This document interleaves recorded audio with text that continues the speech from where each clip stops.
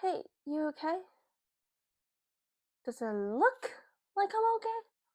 Aster sniffled, crossing her arms, turning away from the strange boy. Wait, hey! Alden paused and reached out to gently tap her shoulder. My name is Alden. What's yours? That's none of your business. Why are you so nosy anyway? Because you looked kind of lonely and friendless. You I'm friendless too, so you want to be friends? Sure, whatever, why not? I'm Aster. Aster didn't show it, but she was already feeling much better. Alden didn't tell her, but he could tell. He shivered in the cold night air while sitting on watch duty. Alden. Alden turned. A fellow werewolf in human form stood there. Morris, what are you doing up? Morris gave him an incredulous look. I'm in charge of the pre-dawn hunt. Do you literally not remember? You assigned today's schedule. He glanced at the digital clock, startled. It flashed 4:24 at him. Oh. He didn't typically lose track of time. It was a special day. Right. Take someone with you. Those hunters are always around at this time, thinking we'll just walk around, howling at the moon. And don't be late coming back, even if empty-handed. Also, alright. Morris rolled his eyes. It's fine, I'll go alone. We're short-handed. You know I can handle myself. Alden stared. It was true, but he sighed. Fine. Go, just be careful. Morris turned with a nod, still exasperated. Pushing open the door, a blast of wind rushed in. Alden shivered again, watching Morse's back disappear towards the city. Sacrificing a higher probability of survival for individuals was inevitable to protect the masses. That didn't mean Alden ever liked it. How are you feeling, Aster? Dr. Dictaire, a highly ranked werewolf hunter in the Hunter Society, and Hamartia's superintendent, patted Aster on the shoulder with an obscure grin. The elevator doors slid open, revealing a laboratory filled with equipment. Syringes, glass beakers, etc. Basically, to Aster, things that screamed, "Don't touch lest you get fired." And she did not want to get fired, especially not today. Fine. Only about 20% of people who say that they're fine actually mean it. Did you know that? Dr. Dictaire asked cheerily. Well, anyways, you remember that werewolf you caught this morning? Aster frowned. She'd caught it this morning. Did Dr. Dictaire think she was amnesiac? Yes, number 51. You requested it be brought to you alive, so I did. Why, Doctor? Ah, good. Now, you remember what I told you about werewolf biology? No, Esther thought. I do not. I was thinking about food and cheese. Yes, somewhat, Doctor. Something about how the workings are vastly different from humans. Indeed, different, but at the same time similar. On that note, I've made a breakthrough today. This conversation made no sense to Aster. Sorry, Doctor, with all due respect, what does your breakthrough biology and the werewolf I caught have to do with anything? The doctor's eyes held a certain glint to them that Aster could never distinguish as Dr. Dictator led Aster across the laboratory. A door stood alone, leading to a storage room. Well, you see, I wanted a werewolf brought to me alive to test my solutions on instead of the dead ones you always bring me. Did it work? Aster wasn't particularly interested in this conversation. She thought she was getting a new mission. No, so I killed him. To the regular person, such a nonchalant statement would be morally questionable, but that was just how Dr. Dictator was. Aster was used to it. But I tried some of my new solutions when he was dead, and you know what? Aster did not. What? It worked! First try, too! Dr. Dictator grinned down at the shouldered hunter and laid a hand on the doorknob. You're about to be the first to see the result. She opened the door. Aster's eyes widened as she peeked inside. Dr. Dictator stepped forward, glowing with pride. The werewolf, the same one Aster had caught, brought to the doctor, and the same one Dr. Dictator had killed, was there. He sat cross-legged, staring at Aster with a confused expression, his wolfish eyes lingering on her before moving to the doctor. Alive! And she must have killed him. Aster had worked under her for long enough and knew something about the strange doctor. She never lied. Go on, say hello, 51. She patted his head. The room was dim, the lights flickering constantly. Aster stared at the doctor. She had never seen her so maliciously happy. This is Aster, the best werewolf hunter in town. The werewolf tilted his head, yellow eyes piercing. His skin was pale as death. Bandages were wrapped around his leg, where Aster had shot him, and around his chest. He was breathing weirdly, unevenly. He was clearly capable of thought, clearly alive. That thought unsettled her for some reason. 51 blinked. Hello, Aster. I'm 51, the first person Doctor saved. Aster glared at him, slightly alarmed, stepping back.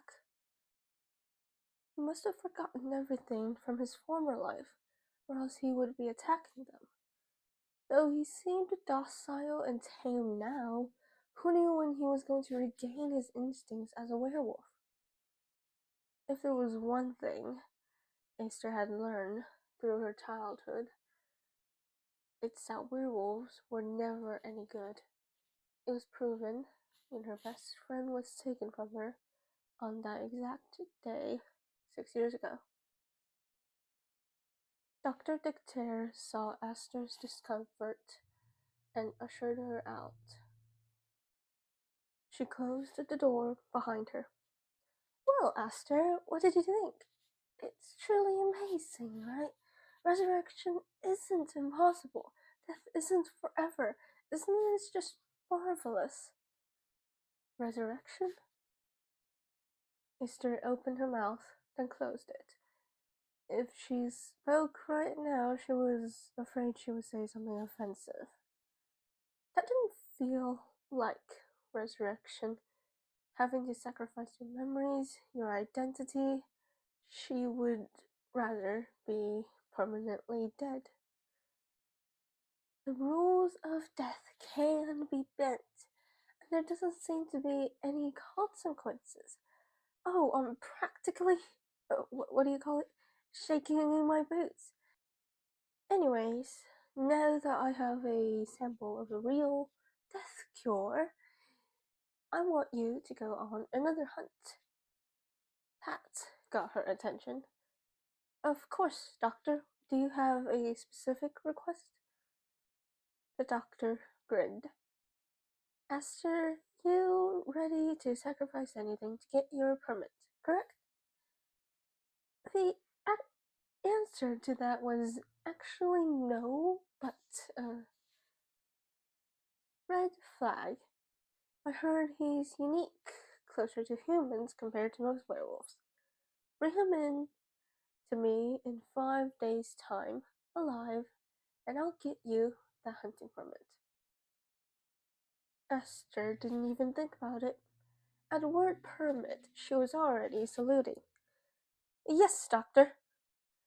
Good. Don't disappoint me, Aster. What'd you think of that movie? Aster scrunched up her nose. It's terrible. Alden looked confused. What? Why? The ending. Why does the protagonist have to die? Why can't he live? It was a necessary sacrifice, but I didn't like it either. You should have never done that. Stakes were too high. I hate sacrifices. But it's because he sacrificed himself that everyone else lived happily ever after. How can they live happily ever after? Their friend is dead. How can anyone be happy about that? Aster paused. If a happily ever after is only achieved through sacrifices, then screw it. I don't ever want a happily ever after like that. Are you sure you're not just salty you bawled your eyes out? No, shut up. That never happened. Sure didn't. Alden! It took Aster 5 days to finally catch up to him. Red flag. The infamous werewolf living near Amarsha, who had been terrorizing the town for 6 years, rumored to be impossible to catch. He appeared at random times, killing a hunter in Amarsha before fleeing, always leaving a red flag with the victim's body, hence the name. Forget about catching him, just finding him was hard. Aster had neither caught hair nor fur from him in the past 6 years. But this time, she had to. She'd been training for years, and she couldn't disappoint her superintendent. She needed that permit. It had been what she dreamed of since she joined. And also, she had a far-fetched theory that Red Flag had killed her childhood friend. This was revenge. The first encounter was rather mundane. 2 days after being assigned the mission, she found him sitting in a clearing in the forest, his back to her, with distinct red flags at his belt and pale blonde hair. Aster raised her rifle unhesitatingly, aiming for the shoulder. It was her usual way of approach. Shoot first, ask questions later, if at all. It saved her from second thinking and needlessly wasting time. Aster noticed something silvery glinting in the afternoon light, something oddly familiar hanging from his wrist. Then the werewolf heard her. He whipped his head around, spotted her as a shadow in the trees, and was gone before she could blink. When Aster walked around town that afternoon, she found more dead werewolves under Dr. Dictator's command on errands. Dr. Dictator must have called in other hunters while Aster was focused on Red Flag, as if building an army. Soon we'll be able to defeat the werewolves with werewolves, she told Aster, grinning, her eyes filled with that crazy glint. I had to sacrifice some of them, but it'll be worth it. Aster shuddered internally. She started to think that Dr. Dictaire wasn't the weird of a kind superintendent she'd initially thought she was.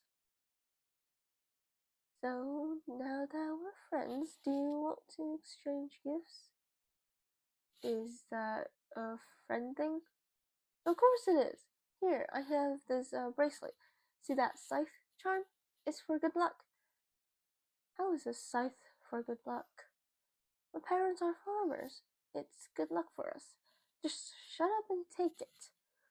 Okay, well, I also have this for you. It's also a bracelet, but it doesn't have a charm. Well, it's a gift from a friend, so I don't care about that stuff.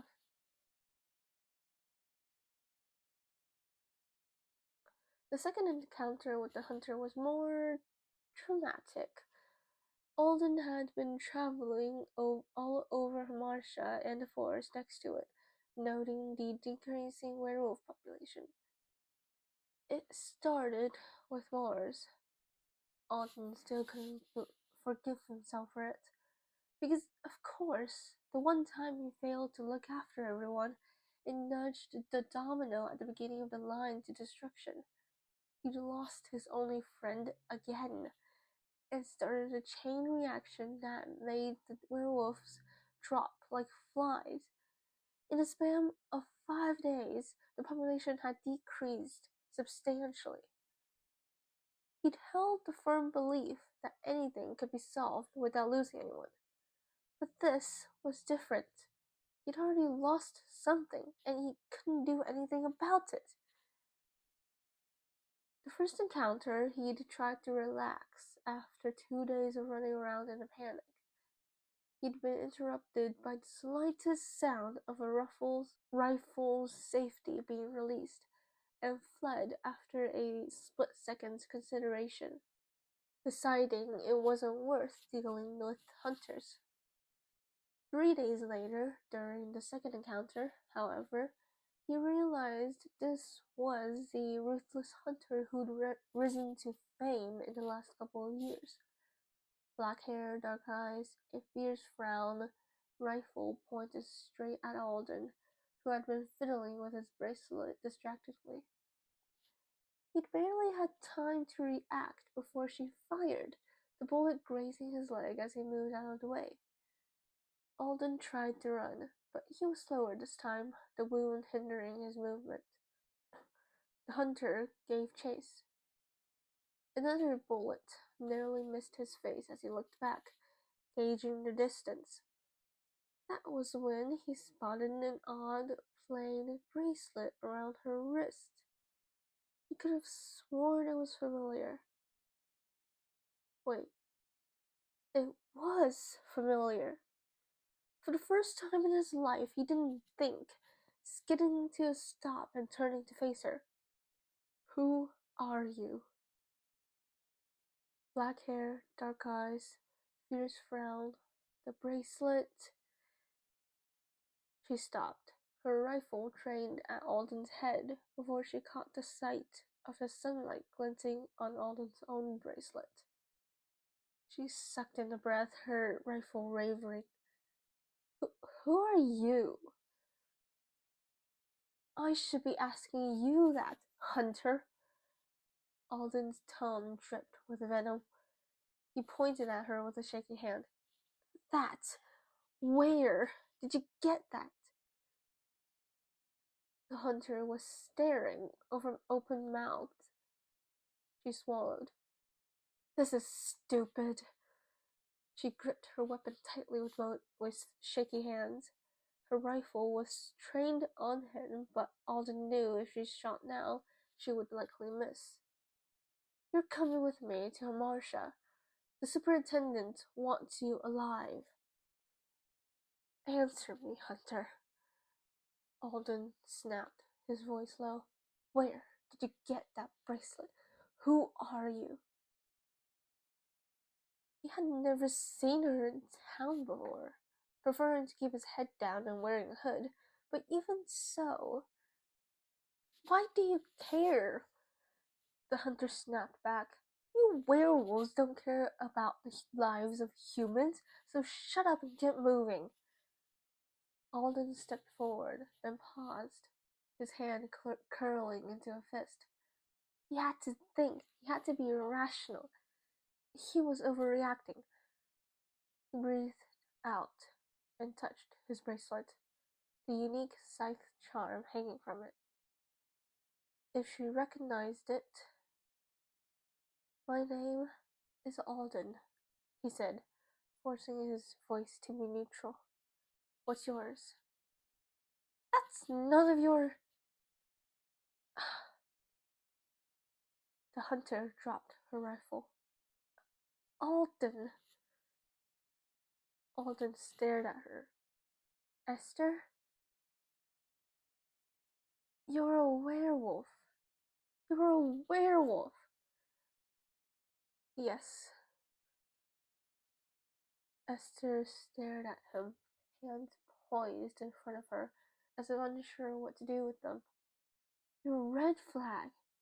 The Red Flag who has murdered hundreds of hunters in the last 6 years. Alden looked down. And you're a hunter. The hunter that has been diligently wiping out my species. None of this was said with real hate. It was simply the truth. Esther's hands were shaking. You're alive. You're Red Flag. And I need to get you to Dr. Dictaire so she'll give me my permit. So, this is what it means to be dedicated to a job, huh? Alden smiled gently, warmly. Now that he knew this was Esther, I need to kill you and the other hunters. I need to destroy the Hunter Society so I can get my revenge for taking you away. They stared at each other. It was either Alden's life for Esther's purpose, or Esther's life for Alden's purpose. And there was one thing they both had in common that they knew about each other. They were both selfish people who couldn't bear to take losses and sacrifices. Alden sighed. I guess we'll just have to. Sound of a shot being fired, of it hitting its mark, cut Alden off abruptly. Alden didn't have any time to react. He fell forward, collapsing onto the ground. Thud. Alden! Aster saw Dr. Dictaire standing behind him, a cloud of smoke emitting from her gun barrel. She shook it, then reholstered it. Whoa, that thing is old. She grinned as she stepped over Alden's body. Hello, Aster. Thanks for bringing him here so I can kill him. Doctor. Don't worry, I understand that the Red Flag can have hotness over tongue. Dr. Dictaire pulled out a syringe filled with a clear liquid and injected it into the side of Alden's neck before standing. Good job. You'll receive your permit soon, I'm sure. Then you get to hunt werewolves by yourself. My army is also growing, and she gestured to Alden, will be a great asset. I tweaked the solution a bit. Now the werewolves should remember some of their past experiences. Esther didn't know what to expect, but she was definitely caught off guard when Alden suddenly stirred. She scrambled back. When he stood, the first thing he saw was Esther. He stared at her, his skin sickly pale, his body unnatural. He wasn't breathing quite right. Ah, it works quite quickly on him, too, Dr. Dictaire said cheerily. She walked around him, and his eyes darted to her. Hello, Red. Do you know me? Alden shook his head hesitantly. His eyes were clouded over with confusion. I'm Dr. Dictator. I just saved you from the embrace of death and. Wait, Aster said. The doctor turned around, her eyes narrowing. This was impulsive, reckless. She didn't stop to think about the consequences. But when did she ever? Alden, don't listen to her. She killed you. You're a werewolf and she wants to take advantage of that. Make you wipe out your own species. Esther, what are you doing? Alden frowned in confusion. But then who saved me from death? Me, of course, Dr. Dictator said, turning to him with a smile which Esther now knew was fake. Everything nice she ever did was fake. I'm a doctor. It's my job. She was actually the one who killed you. Alden took a step forward. Esther backed away. So, you killed me? Alden asked Esther. This was a mistake. No. The doctor's voice rang out over hers. Oh, yes, it was quite brutal. She shot you right in the back. Backstabbing, if you remember what that means. She took her gun and placed it in Alden's hands. He gripped it and pointed it at Esther. His eyes were wide with something unreadable. Quietly, he answered, I know what that means. Good. So I trust you know what to do. Alden walked forward, closer to Esther, wordlessly. She backed up, staring at Alden's face, but he quickly caught up with his longer legs. His hand shot out, grabbing Esther by the collar. A life for a life, then. She tried to pull away, but he was too strong. She had given up trying to read him. She was going to die, by Alden's hands, no less. Her childhood best friend. The utter irony. At least she preferred this over other causes. Alden's scythe charms shimmered in the sunlight. He let go of her collar and grabbed her wrist. Flipping the handgun around, he placed it in her hand. Aster grasped it instinctively, staring at him with confusion. Alden. Esther. Alden cracked a smile. He does remember. Liv. Esther had always been reckless, impulsive. But this time, those weren't the causes of her holding the gun up to his chest and pulling the trigger. It was because this was an infinitely better alternative than the others. She couldn't blame him for preferring death over living like this. Perhaps he also preferred it if she was the one to kill him. Alden was shot twice that day. He didn't get up after the second shot. He slid to the ground again. Thud. Dr. Dictator's eyes widened for a split second and fixed on Esther with a mad sparkle. But before she could speak, Esther raised the gun again and nailed her in the head. Thud. Esther stepped backwards, dropping to the ground, sitting against a tree trunk.